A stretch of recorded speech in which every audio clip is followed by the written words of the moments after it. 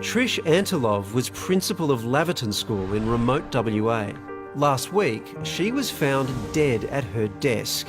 She died from heart disease, but her husband says stress was a factor. I'm not surprised that principals are at breaking point. I myself lost my dear friend and colleague Mark Thompson, who took his own life 3 years ago. It was devastating for all of us. He was a giant of a man and a great loss. The Principal Health and Wellbeing Survey released today shows 1 in 5 school principals is overwhelmed by workplace stress, reporting higher levels of burnout than the rest of us, thanks largely to the sheer quantity of work. We work very, very long hours, 60 hours, 70 hours a week is not uncommon. I haven't had a good night's sleep in a very, very long time. Adding to the existing pressures, violence in the schoolyard is at its highest since the survey began. Around half of our school principals have been threatened, and 1 in 3 has actually been attacked.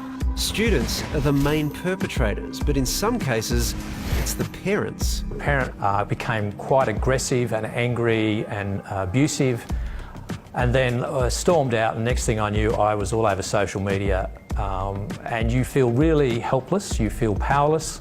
In his 12 years as a primary school principal, Dennis Yarrington saw it all. I've been pushed and shoved, working with some students who can be quite violent at times. You do think about it, and one of the big issues we're raising is that as more and more of these events are reported or witnessed by other staff, deputies and aspiring leaders are starting to ask, is this the job I want to do? Researchers warn a crisis is looming. So how do we help principals handle the stress of running our schools? Please trust us, please respect us, and please have faith in the work that we are doing.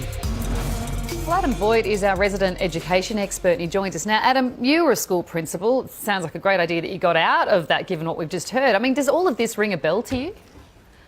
Yeah, it does, unfortunately. I'm a big guy. I'm 6'4", and I still had parents coming up and right in my face and threatening violence because of the decisions I made at the school. And it was a challenging time. And I think I did okay at the job. So when you multiply that by an incessant workload that is now feeling for principals like it's more and more disconnected from what their true purpose is, and then I guess you challenge that again, I guess, by heaven forbid if they decide to change or challenge something. Myself, I changed my homework policy of my school and found myself on the front page of the newspaper. It got syndicated all around Australia and all around the world. There were Facebook groups set up about me with some incredibly nasty stuff that was sometimes true, and perhaps the bit about doing vodka laybacks at the cricket club was true. But there was things in there that were completely untrue. But that sort of criticism and that sort of attack really weighs heavily on you. The stuff about violence kind of gets a lot of headlines because it's sensational, it strikes us.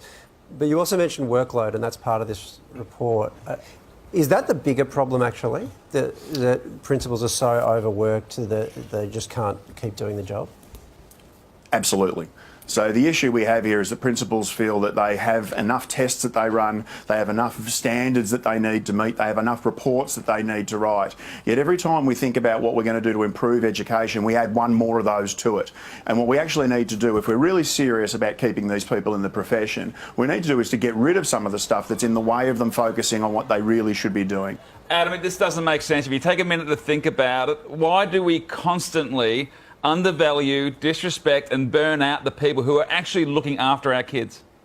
I think that it's happened over a period of about 30 years for me. I think that 30 years ago, if you got in trouble at school, you got in trouble twice. Yet now we go down to the school and we thump desks and doors and make a big scene to try and make sure that our kid isn't put out in any way. And it's time we showed them a bit of trust and let them get on with the important bits. And maybe let them do vodka laybacks in the staff room. And timing's important, Pete. Probably not before recess. I like it. But recess and big lunch. I'm now starting to understand why Adam is no longer a school principal. A couple of signs. Thanks, Adam, as always. My pleasure. it's interesting. My mum was a school principal for a while, and during that time, we never saw her. She was gone at 6 a.m, back late at night with all the stuff they're expected to do. And it really has changed my approach as a parent. Like, whenever I've got a problem with Ollie and I think to go to the school, I think, is it that big a problem? Because I'm one parent amongst 500 with problems. It's not physically, it's not enough hours in the day for them to deal with all of our problems that we all, desperately need to see. But also, don't just go when you have a problem. Try to have a relationship that you're giving them positive feedback as well. So it's not just the times when there's an issue. But why are we doing this, though, as parents? Like, why? Yeah. We're much more aggressive. Like, this sort of generation of parents seems to be much more aggressive than previous generation. Like, why? Because we all think we know how to run a school. Right. And we don't.